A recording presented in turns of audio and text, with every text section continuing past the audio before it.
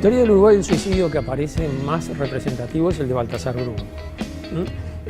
Porque se trataba de una figura de primera línea. Baltasar Brum había ocupado la presidencia de la República, había sido presidente, integrante del Consejo Nacional de Administración, había presidido la comisión que organizó los festejos del centenario de 1930.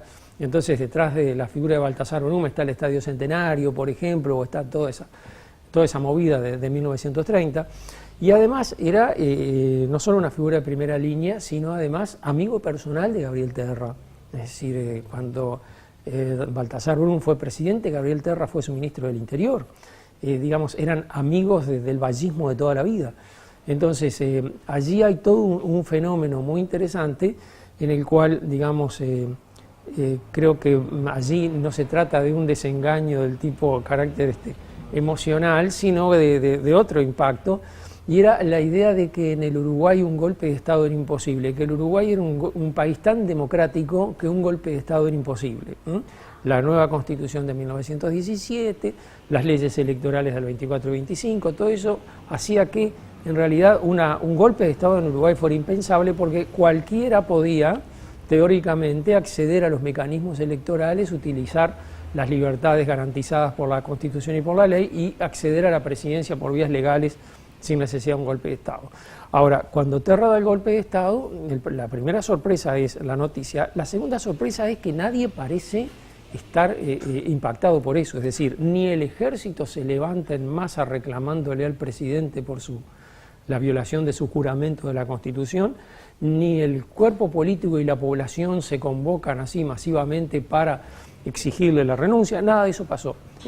La mayoría de los políticos fueron detenidos y gentilmente llevados hasta el vapor de la Carrera y enviados a Buenos Aires. Y muy probablemente la idea de Terra fuera hacer con Baltasar Brum eso mismo. Y solo que Brum no aceptó, digamos, ese juego.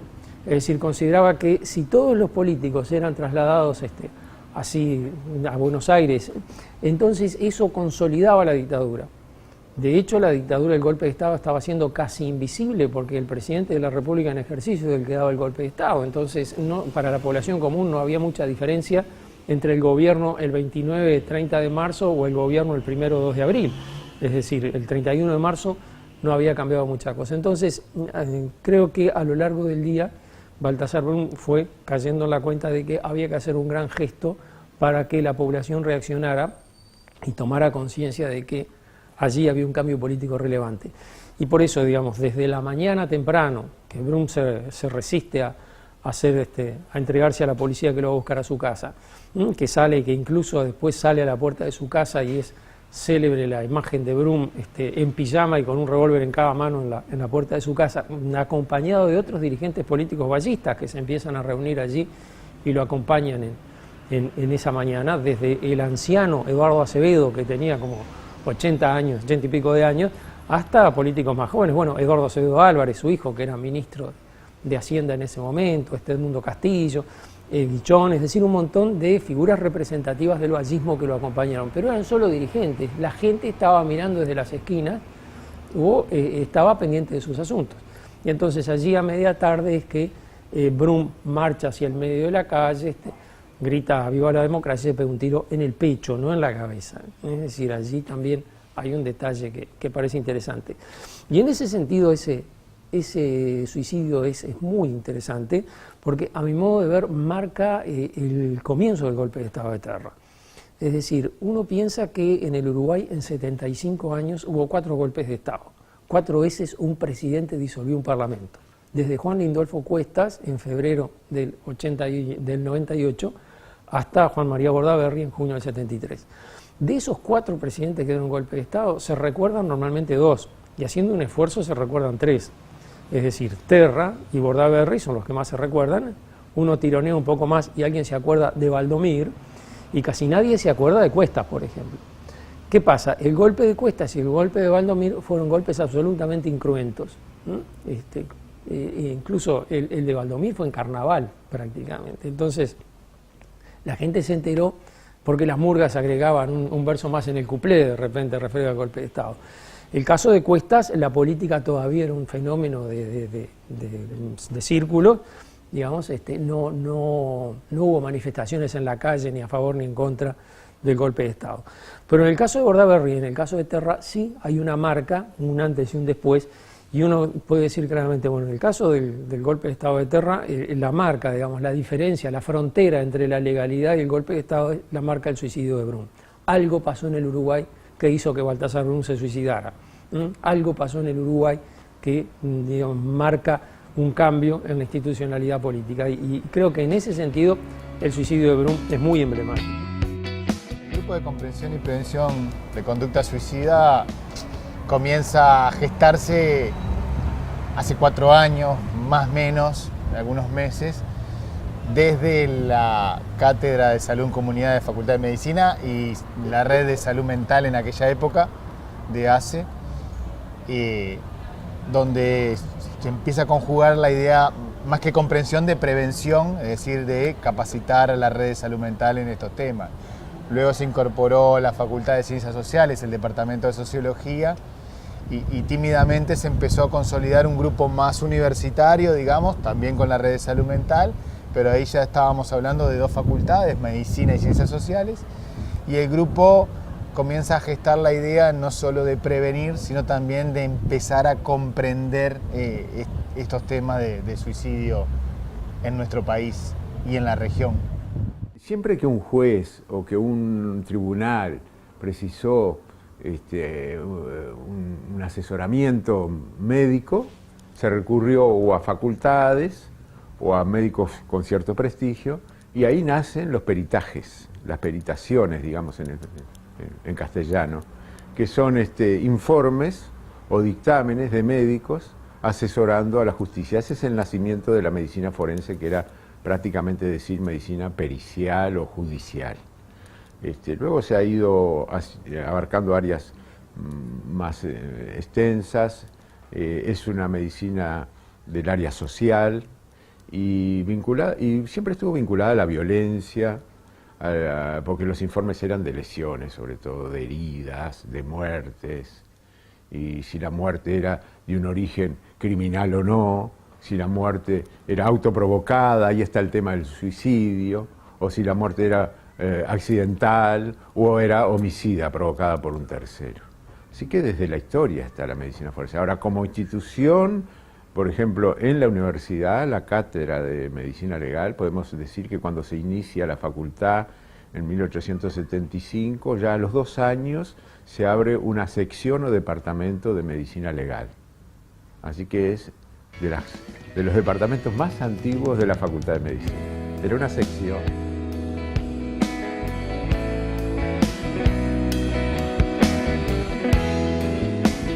El suicidio en sí no tiene una penalización, una traducción judicial hoy en día. Hubo una época en que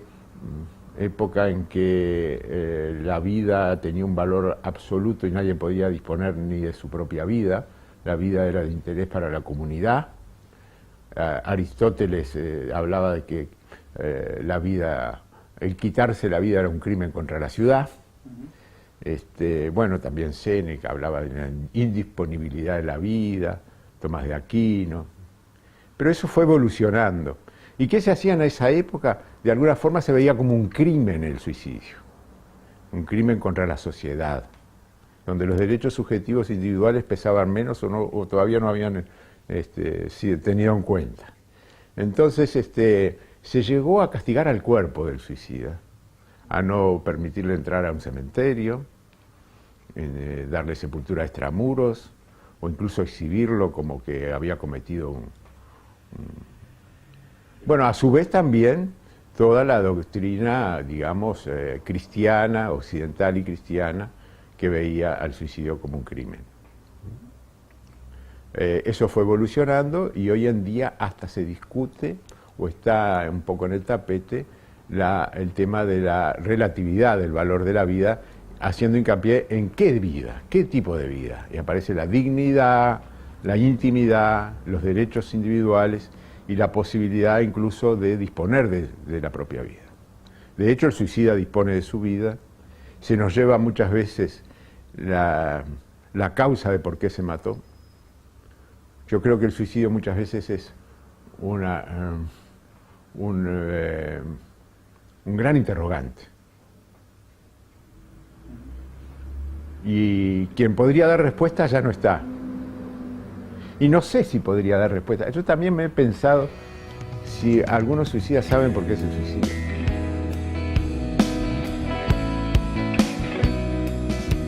Hay una antropóloga de Río Grande que también ve estas,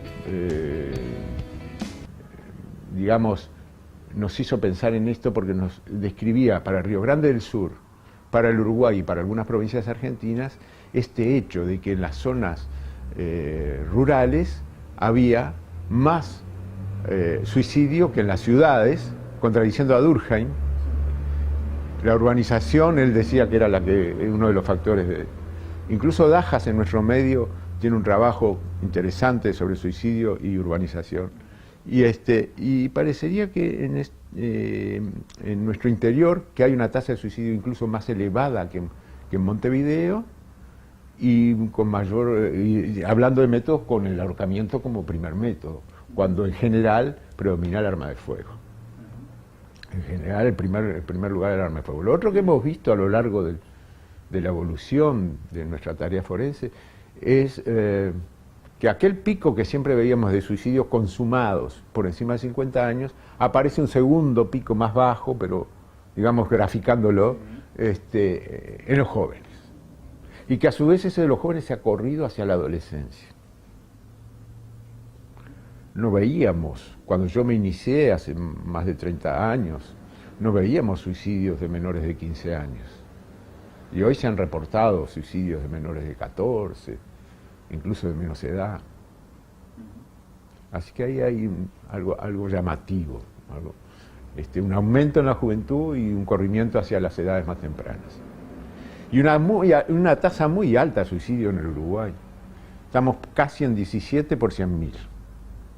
16 y pico, casi 17 por 100.000. Se nos habla todos los días de los 16,5 de tasa de siniestros de tránsito, accidentes de tránsito mortales. Sí, se dice poco que por suicidio mueren la misma cantidad o un poquito más que por siniestros de tránsito. Estamos muy alarmados por todos los que mueren en siniestro de tránsito y en suicidio muere la misma cantidad de conciudadanos o de compatriotas.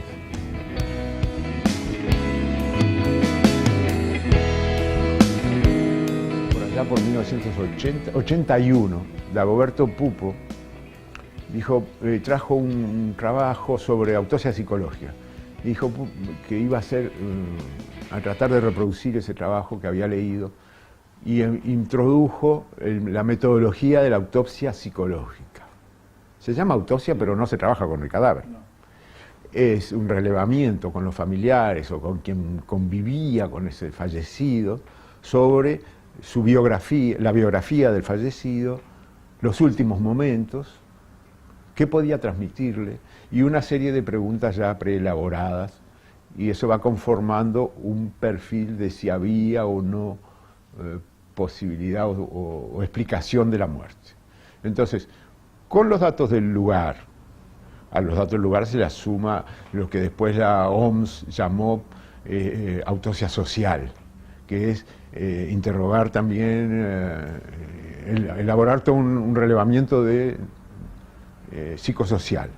Así que podríamos decir autopsia psicológica y social. Esos datos del lugar. Los datos de la autopsia en sí, la morfológica, la clásica, que ahora después vamos a agregar algo de la clásica. Y la autopsia psicológica, pensábamos, creemos que sigue siendo la metodología mejor para estudiar y diferenciar un homicidio de un suicidio. Lo que nos propusimos es empezar a profundizar más los estudios que ya había en el país en relación a esto, incorporando cada vez más perspectivas que ayuden de alguna manera justamente a comprender en profundidad qué es lo que pasa, cómo poder de alguna manera actuar de manera efectiva, cómo poder ser más rápidos, cómo poder mitigar las consecuencias que esto tiene, desde, como venimos insistiendo, diferentes disciplinas y desde diferentes actores que entendemos son fundamentales, en donde la Dirección de Salud Mental y Poblaciones Vulnerables, como representante y organismo público, tiene un lugar de destaque, porque es lo que nos permite ser la bisagra con la sociedad civil, con otros sectores que no son meramente los académicos. La Dirección Nacional de Policía Científica se crea en el año 27 de julio de 1896. Hasta el año 2012 se llamaba Policía Técnica, y con la evolución que ha tenido la tecnología, que ha dado herramientas muy importantes para poder trabajar en los distintos casos que se investigan, ya sea de campo, en las escenas de hecho o en los laboratorios, y las metodologías de investigación que se fueron aplicando apoyadas en esa tecnología, se vio la necesidad de migrar lo que era el término de policía técnica a policía científica. Y el tema de la investigación criminalística como tal, si nosotros nos remontamos a las épocas de antes, vemos en los libros de que los principios o los fundamentos siguen siendo prácticamente los mismos. Lo que la tecnología ha ayudado a mejorar algunas formas o algunas implementaciones de nuevas tecnologías. Pero la base de la criminalística es la misma. Entonces, en lo que refiere al suicidio, nosotros, si bien catalogamos las muertes violentas, aquellas en las cuales nosotros tenemos, a través de la investigación criminalística de la escena del hecho, tenemos que dar un diagnóstico diferencial, en el cual tenemos una persona fallecida. Hay que decir qué tipo de etiología. Esa etiología puede ser accidental, dolosa, que es un homicidio, o puede ser el suicidio.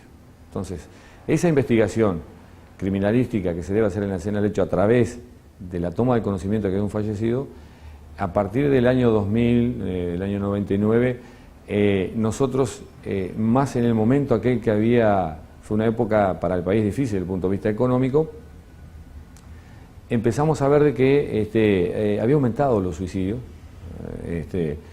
no solamente que habían aumentado, sino que habían bajado las franjas etarias, y entendimos en aquel momento de que teníamos que hacer algo específico para tener una referencia sobre el suicidio e investigarlo desde varios puntos de vista. Antes el suicidio lo tomábamos como un hecho más, que se analizaba, se investigaba, se daba el diagnóstico diferencial y se informaba a la justicia y se trabajaba conjuntamente con el Instituto Técnico Forense, ¿verdad? Era un hecho que se catalogaba o se lo tomaba dentro de lo que era lo genérico en las estadísticas, ¿no? Pero en aquel momento, me acuerdo que yo era el segundo jefe del Departamento de Investigación Pericial, que era el departamento que se encargaba de investigaciones de campo, o la criminalística de campo, y el director en aquel momento me designa de que en relación a los suicidios creara determinadas planillas o le hiciera un seguimiento en el cual incorporara determinada información que en ese momento nosotros no lo estábamos contemplando. Entonces me acuerdo que yo tuve que crear una planilla que hacía los registros mensuales, semanales. Pero dentro de los registros mensuales o semanales empezábamos a ver que teníamos que determinar claramente si era un suicidio, cuál era el método aplicado, ya diferenciar en sexo, diferenciar la franja etaria, el lugar donde había sucedido el hecho, los meses y las semanas. Pero algo muy importante que en aquel momento nosotros después creamos una planilla particular para dársela a los peritos que concurrían. No solamente nos interesaba lo material, el mecanismo, la franja etaria, qué había hecho en realidad y si realmente se trataba de un suicidio en el diagnóstico diferencial, sino que vimos algo que era importantísimo, ver el entorno de la persona. Y tenía preguntas muy puntuales, pero lo que más íbamos era a saber un poco el historial de la persona previo a cometer el suicidio. Entonces esa entrevista estaba directamente relacionada con los familiares o los amigos, las personas que estaban cerca de quien se había suicidado. Entonces queríamos saber su semana anterior, sus días previos, si había tenido un intento de suicidio, cómo había sido su comportamiento, si estaba bajo un tratamiento psiquiátrico, psicológico, si podía haber estado consumiendo algún tipo de sustancias, ¿no? o si padecía alguna enfermedad o algo que lo haya llevado a cometer el suicidio. Entonces veíamos que nos habíamos enriquecido muchísimo con esa forma de investigar puntualmente el suicidio, porque una vez que nosotros empezamos a filtrar o analizar la información que se venía obteniendo a través de toda esa forma de seguimiento, que no lo habíamos hecho antes, no se había hecho. Empezamos a descubrir muchas cosas, que un poco en esa época, por lo que vivía el país, nosotros vimos que las franjas etarias estaban por encima de los 60 años. Y en esa época, entre el 2000, 2001, 2002, veíamos que las franjas etarias venían bajando y se habían posicionado prácticamente en franjas entre los 30, 40 y algo de edad, que justamente fue la gente que en aquel momento empezó a padecer problemas, por ejemplo, de pérdidas de trabajo, tenía un montón de situaciones complejas y vimos que se había concentrado. Pero también analizamos las fechas, o sea, los días de la semana. Veíamos que los días de la semana donde los suicidios se cometían con mayor frecuencia eran de viernes a domingos. Empezábamos a ver que los mecanismos que se aplicaba, veíamos unos en las mujeres y otros en los hombres. Generalmente veíamos que los sábados las mujeres a veces eran donde más se cometían los suicidios. Veíamos los distintos mecanismos que aparecían, el ahorcamiento, la utilización de las armas de fuego, la precipitación, muy particular en las mujeres. Era poco ver en la mujer el hombre en la precipitación, sí veíamos el tema de la mujer. Y se dio un periodo donde casi todos los sábados teníamos un suicidio de mujeres por precipitación. Nuestros peritos tienen que estar doblemente capacitados. No olvidarse de la historia y de los principios, que son fundamentales, ayornarlos con la tecnología y estar preparado en ambas a los efectos de que sepa que esta es la base y que la tecnología me puede ayudar a acelerar, a mejorar y a su vez a mejorar el producto final, que es cuando nosotros enviamos las carpetas técnicas o los informes a los juzgados que hoy tienen otro tipo de presentación. Fotografía a color, utilizamos la computadora para hacer los informes de una forma muy buena, los croquis se hacen en los programas específicos informáticos, todo tiene una forma diferente y una presentación diferente. Por eso dije en el principio que en realidad le tengo muchísimo respeto a los peritos que trabajaron en determinado momento porque aquella era la tecnología que tenían y realmente sus carpetas eran obras de arte, porque había que hacer todo manual. La idea de que el suicidio no es de una disciplina, el suicidio no es simplemente un problema médico, también es un problema psicológico, también es un problema social, también la economía, también la historia puede aportar a la comprensión y a la prevención. En este balance sin querer que hace el grupo, que hizo, que está haciendo y que va a hacer entre lo que es la comprensión y la prevención, entre la investigación y la aplicación. La segunda idea que tiene el grupo, que también de alguna manera se fue gestando inconscientemente, pero que de alguna manera se conserva y trata de conservar, es de que el suicidio no es un tema que hay que ocultar y hay que poner debajo de la alfombra. Lamentablemente el suicidio es un problema social, psicológico, psiquiátrico, que hay que sacarlo a luz, debatir y de alguna manera todos somos partícipes y podemos contribuir a la prevención de esta conducta, lamentablemente desde los adolescentes hasta la tercera edad. Todos de alguna manera tenemos para contribuir en este tema, desde nuestra perspectiva, desde nuestro posicionamiento. Por eso el grupo siempre trabajó con el sector salud, trabajó con el sector educación, está trabajando con las personas privadas de libertad, trabajó con la policía comunitaria, quiere llegar, tiene un desafío para este año o el año que viene, trabajar con el sector sindical o los trabajadores, que también tienen mucho que aportar a este tema. Es importante saber que dentro de un año se van a hacer 120 años de la publicación del suicidio de Durkheim, que es la obra más importante para la explicación del suicidio en la literatura sociológica y de ciencias sociales, y hace ya 150 años que se impuso en Europa y en el mundo la tesis contraria, la de Durkheim, la del también sociólogo francés Gabriel Tarde, que es la que originó todo el tabú contra el suicidio que después los médicos y los gobiernos, a partir de la normativa penal, utilizaron para justificar sus normativas.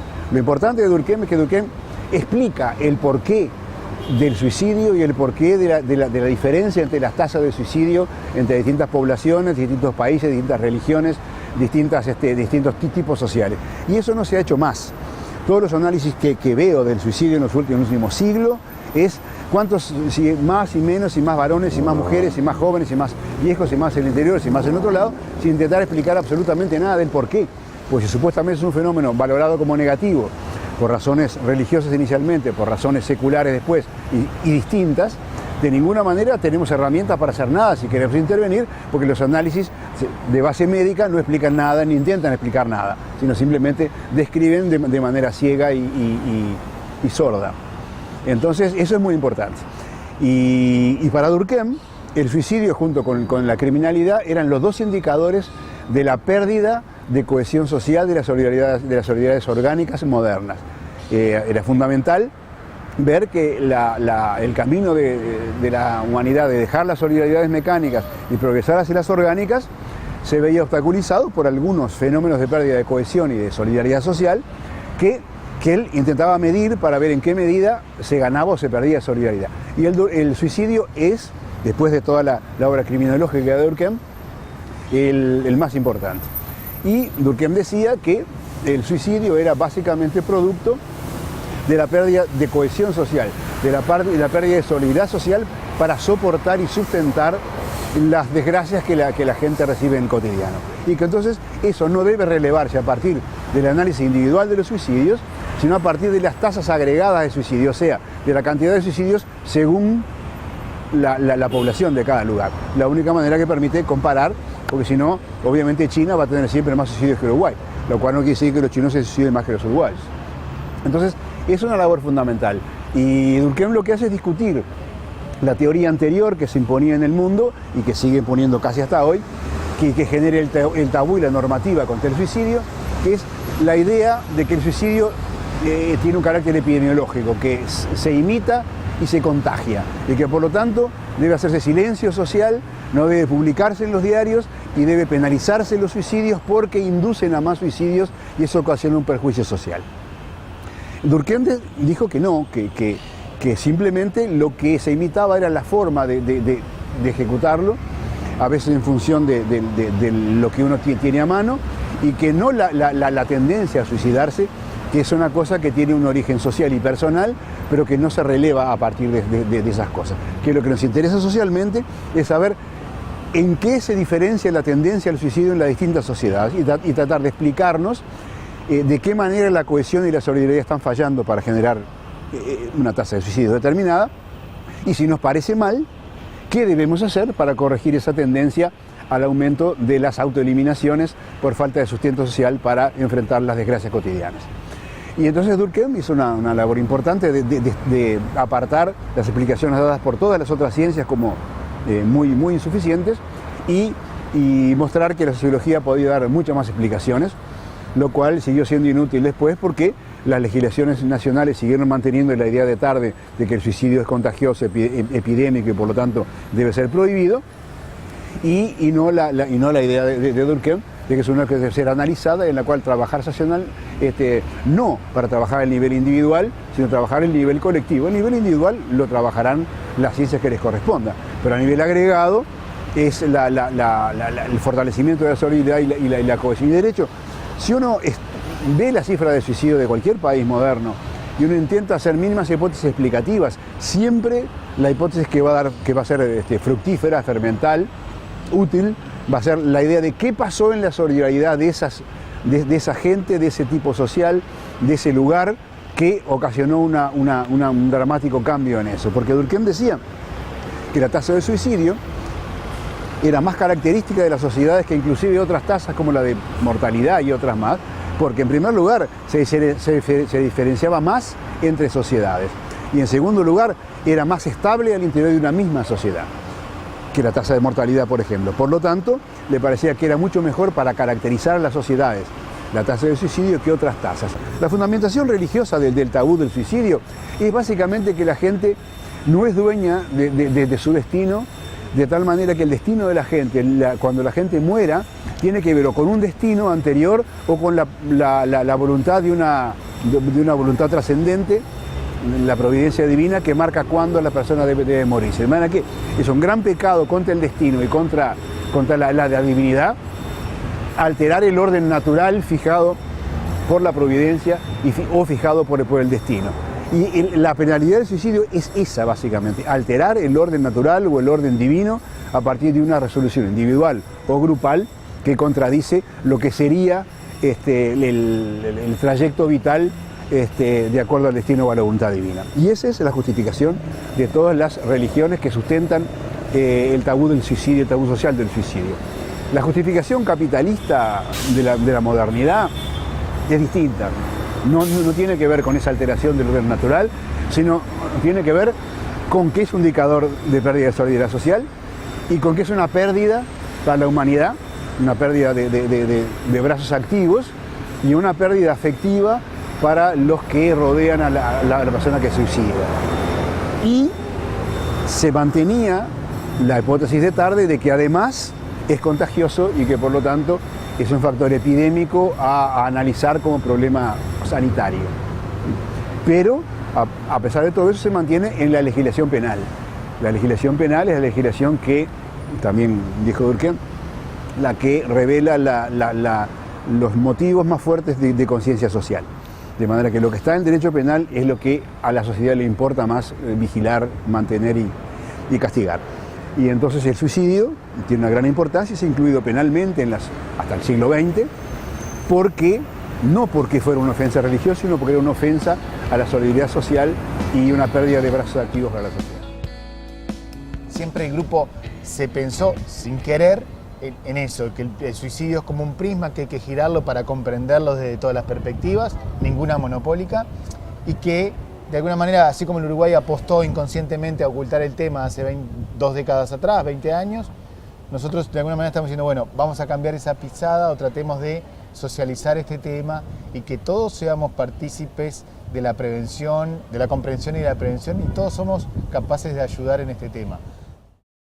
Con respecto al suicidio en la sociedad contemporánea, creo que lo más llamativo, o por lo menos lo que a mí particularmente me llama la atención, es pensar que cada 40 segundos se suicida alguien.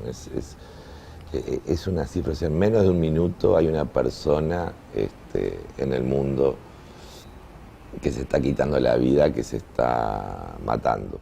Es muy curioso desde una mirada antropológica pensar que un acto tan individual, porque no debe haber un acto más individual que el suicidio, es un acto social, en el sentido que el sujeto lo vive como un hecho individual, y obviamente lo es un hecho individual, pero está atravesada por determinantes sociales muy importantes. Eso se demuestra a través de justamente la regularidad que tiene la tasa de suicidio en una sociedad dada y los eventuales descensos y aumentos según diferentes situaciones, diferentes crisis, etcétera, etcétera. Por ejemplo, en la Unión Soviética, después de la deconstitución de la Unión Soviética, hubo una caída de la tasa de suicidio por las nuevas expectativas que se generan en una sociedad más abierta.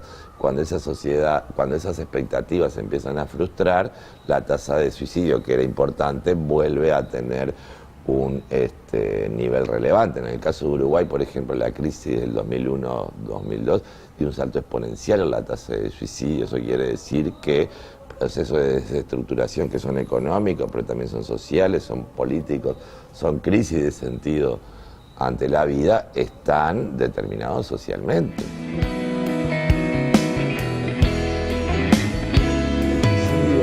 Es algo tan estigmatizado, es decir, es estigmatizado por una cantidad importante de religiones en el mundo, por una cantidad de éticas inclusive no religiosas en el mundo, y en el caso de Occidente eso está muy exacerbado, muy exacerbado.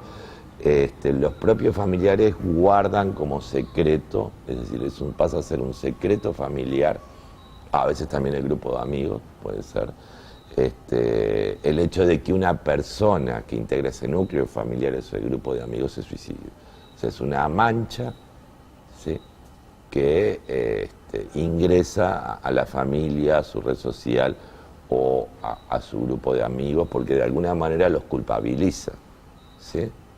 Es decir, el suicida no se suicida por un elemento meramente individual, o tal vez sí, pero está en una estructura familiar que algo pasa, por algo se mató en ese marco, en ese entorno, o bien nadie lo ayudó, entonces no son solidarios, etcétera, etcétera, etcétera. Entonces el estigma, ¿sí?, que no puede ser aplicado al suicidado porque justamente se murió, entonces no tiene mucho sentido, pasa a ser aplicado a su entorno, que pueden ser los amigos, en general son los familiares, inclusive muchas veces se culpabiliza instituciones, ¿sí?, porque no le dieron un apoyo, y muchas veces tienen razón, esas instituciones no se lo dieron, pero de cualquier manera, sobre todo en el espacio afectivo de los familiares y los amigos, se oculta el suicidio, ¿sí? Porque aparte es algo muy difícil para pasar a las próximas generaciones. Si decirle a alguien, tu papá se suicidó, tu mamá se suicidó, tu tía, tu tío, es digamos, una herencia muy complicada de ser transmitida en la memoria grupal y sobre todo en la memoria familiar. Por eso es traumático a diferentes niveles y también por eso también tenemos linaje de suicida. No porque haya un gen suicida o disparates de ese orden que no existen, sino porque se empieza a constituir una configuración familiar específica, ¿no?, en torno a ese tema, en el cual el secreto, el ocultamiento y también de nuevo el castigo social, ¿no? O sea, es castigado socialmente el suicida, pero también es castigado de manera un poco más leve, obviamente, su entorno. Y eso colabora muy poco justamente a destrabar la situación, ¿sí? Y bueno, yo creo que en el caso de Uruguay tenemos que prestar particular atención a todos esos procesos tan fuertes de normalización social que hay en nuestra cultura a todos los niveles, ese espíritu mesocrático y demás, porque justamente uno de los elementos que es no solo cultivar la singularidad, sino respetar la singularidad del otro, la mayoría de los casos está ausente, por más que hablemos de eso públicamente, por más que tengamos políticas públicas, por más que hayamos cambiado nuestro lenguaje y demás, bla, bla, bla, el respeto a la singularidad del otro como otro sigue estando bastante alejada de nuestras prácticas cotidianas más básicas, y eso también colabora mucho a esa no salida que termina siendo justamente la salida del suicidio. Y bueno, todos estos factores a los que hice referencia colocan al Uruguay en un lugar muy triste a nivel internacional en términos de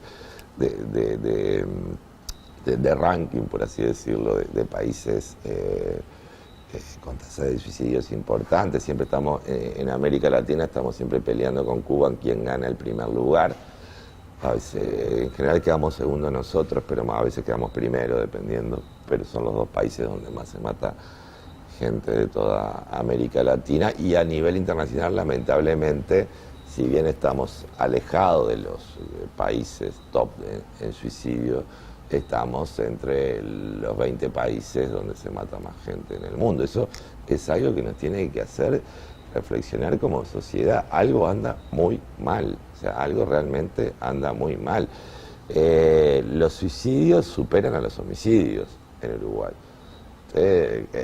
Hay toda una teoría del contagio, ¿sí?, que es una teoría pseudosociológica clásica que se empezó a desarrollar después, en fin, sistemas jurídicos, leyes y demás, por los cuales, ustedes saben, el suicidio no puede ser comunicado públicamente y, en fin, se toman un conjunto de resguardos. Pero sí hay maneras de informar a la población que no sea el sensacionalismo sobre este tema, ni la búsqueda de lo morboso, para permitir una reflexión colectiva. Es decir, los suicidios son más importantes en términos numéricos en Uruguay que los homicidios.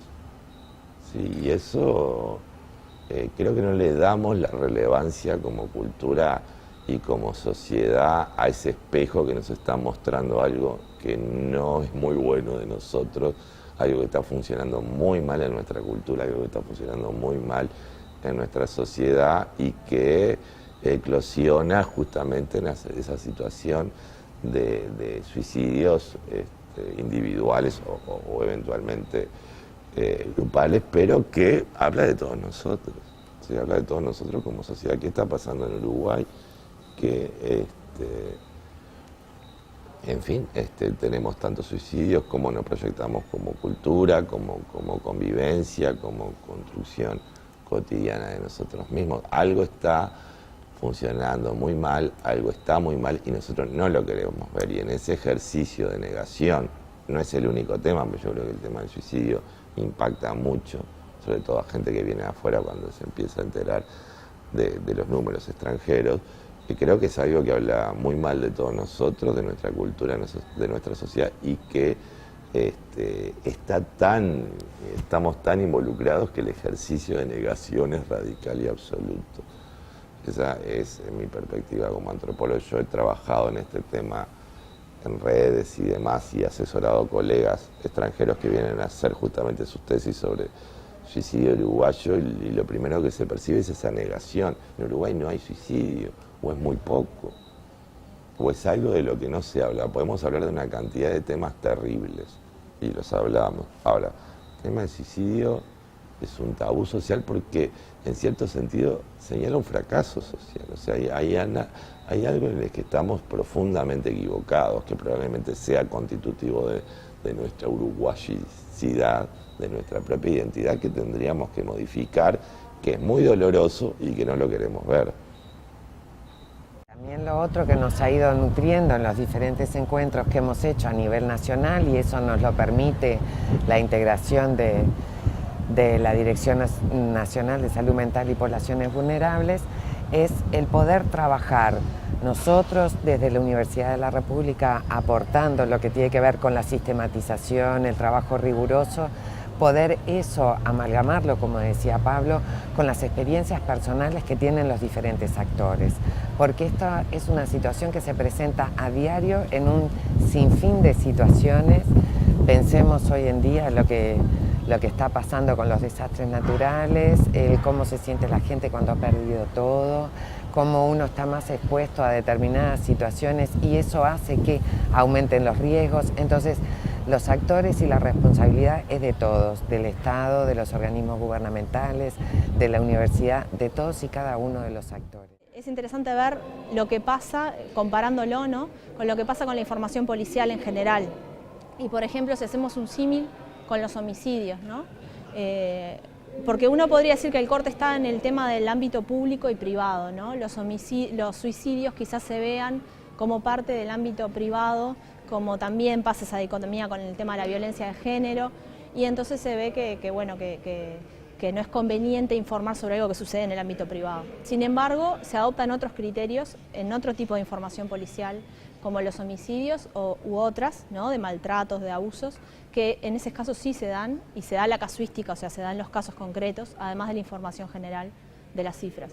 Entonces, ahí, bueno, hay que ver un poco qué es lo que está jugando. Lo que se dice del suicidio, otro de los, no sé si mito, porque ahí me faltan elementos, pero otra de las cuestiones que se repiten los periodistas es que genera el suicidio, la difusión del suicidio, conductas imitativas, ¿no? O sea, que el hecho de denunciar, de informar sobre un suicidio puede generar que otras personas se sientan, digamos, le dé la valentía suficiente como para ejercer ese acto que de otro modo no ejercerían. Lo cual es bastante cuestionable también, porque uno podría decir exactamente lo mismo de los asesinatos o de las rapiñas, que en realidad el hecho de repetir la casuística de las rapiñas, de los homicidios, de dar detalles sobre cómo se cometen, de dar detalles sobre las armas, sobre los lugares, sobre la forma en que se perpetran, de alguna manera puede llegar a estimular conductas imitativas de ese tipo. Tener una información general sobre, por ejemplo, las razones que llevan al suicidio, cuáles son las cifras en Uruguay, cuáles son los mecanismos de prevención, todo ese tipo de información más general que hace que podamos construir como un relato colectivo de lo que nos está pasando como sociedad. Y sobre todo, incluir, ¿no? O sea, no pensar que el suicidio es cosa de locos que cometen un desvío, como muchas veces conceptualizamos a los locos o a los delincuentes en la sociedad, sino verlo como parte integrante de nuestra sociedad, de qué nos está pasando en términos colectivos y no de chivos expiatorios, ¿no? Hay un autor que se llama Omar Rincón, que habla de las narrativas mediáticas y cómo construyen, tienen sus propias lógicas los medios, ¿no? de narrar. Y una de ellas es la exageración y el espectáculo, ¿no? La espectacularización y el exceso. Y bueno, someter este tipo de información a esas lógicas puede ser un poco complicado. O sea, en el sentido de, ahí sí quizás podamos llegar a generar o conductas imitativas o bueno, a terminar por perdernos cuáles son las razones que explican el fenómeno y verlo como algo externo, cuando en realidad es algo de toda la sociedad, ¿no? Depositarlo, como pasa con las policiales y los delincuentes, con determinados seres que se desvían un poco de lo establecido, de las normas. Ese es el riesgo, pero creo que deberíamos abordarlo, ¿no? Desde la prensa y más con una lógica general, ¿no? De construcción de un relato colectivo, ayudar a construir ese relato que creo que hoy no existe en los medios de comunicación. Y el grupo se sigue moviendo, el grupo quiere seguir avanzando, el grupo quiere seguir trabajando, el grupo quiere seguir de alguna manera involucrando gente y el grupo quiere que haya gente interesada en juntarse, en venir, en hablar, en proponer, siempre desde esta perspectiva, el movimiento más amplio posible, lo más amplio posible, con la mayor integración en donde con la mentalidad de que todos tenemos para aportar y de que se va a intercambiar y que los productos que salen son productos de grupo pensados entre todos. Fin de la década del 80, a principios de la década del 90, siendo yo un médico psiquiatra en el Hospital Musto y tenía 2 salas de depresivos, una de hombres y otra de mujeres, donde básicamente los pacientes que estaban internados allí habían ingresado por un intento de autoeliminación. En los hombres mucho más violento que lo de las mujeres, todas situaciones bastante complejas, una persona que había hecho un intento de autoeliminación también muy violento con arma de fuego, y en ese momento nosotros pensando un poco en todo este tema vinculado a la idea de quitarse la vida, nos contactamos con Federico Daja, que estaba haciendo un trabajo de investigación en neurotransmisores, el líquido cefalorraquídeo, pensando en cuál podría ser el neuromediador vinculado a la conducta violenta, y en ese sentido, en aquellos años, básicamente pensando que el neuromediador, sustancia que actúa entre neurona y neurona, era la noradrenalina, los estudios apuntaban para ese lado. Pero también aparecía en el mundo otro neuromediador que parecía tremendamente interesante e importante, que era la serotonina. Al extremo tal que nosotros pensábamos que cuando pudiéramos regular la serotonina seguramente iba a disminuir la actitud violenta. Se ha ido demostrando que la dopamina como neuromediador tiene mucho que ver con el placer y con la regulación del placer y los afectos y el gusto por la vida. La serotonina más que ver con el tema de la toma de decisión, y la noradrenalina con los factores vinculados al estrés.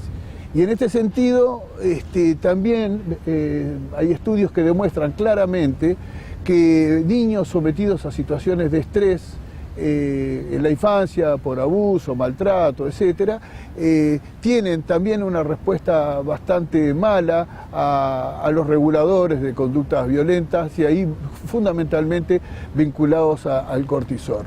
Un estudio del año 1994 por Federico Dajas y otros mostró que aspectos vinculados a la depresión y la desesperanza en personas con intentos de autoeliminación. En ese sentido, se mostró que muchos de los adolescentes en etapa liceal habían mostrado en un porcentaje casi de un 20% pensamientos de no querer vivir vinculados a la desesperanza. En aquel momento no fue tan significativo, pero posteriormente fue creciendo el consumo de sustancias psicoactivas, alcohol y otras sustancias, que también fueron modificando el control de los impulsos, y entonces sumado desesperanza, depresión, bajo nivel de control de impulsos, y generaba una mayor predisposición a hacer un acto lesivo contra sí mismo.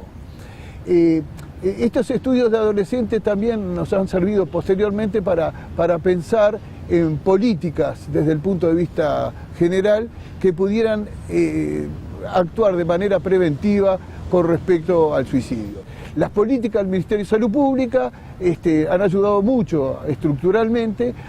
La medida que pone esta temática con la posibilidad de generar información adecuada y trabajar desde ACE en la ruta del paciente con intento de autoeliminación, y no solamente desde el punto de vista de lo que es la psiquiatría y la salud mental, sino desde el punto de vista de lo que es la salud en general, intentando de esta manera generar un sistema de protección desde la educación, desde los primeros contactos desde el punto de vista sanitario, los equipos de salud, y finalmente la participación de los equipos de salud mental.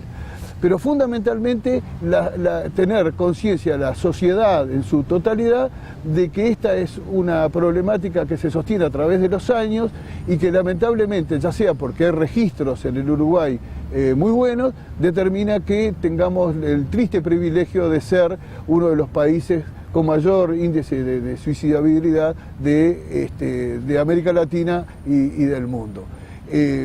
Las políticas en general nos han permitido, desde el lado de ACE, generar equipos interdisciplinarios para poder tener un abordaje multidimensional de esta problemática y atender básicamente aquellas cosas que tienen que ser como factores predisponentes y que tienen que ver también con los cuidados personales, la disminución en el consumo de sustancias psicoactivas, la valoración rápida y precoz de los cuadros depresivos y de alguna manera nosotros poder prever situaciones que lamentablemente después afectan a la sociedad, a la familia en particular y a la sociedad en términos generales.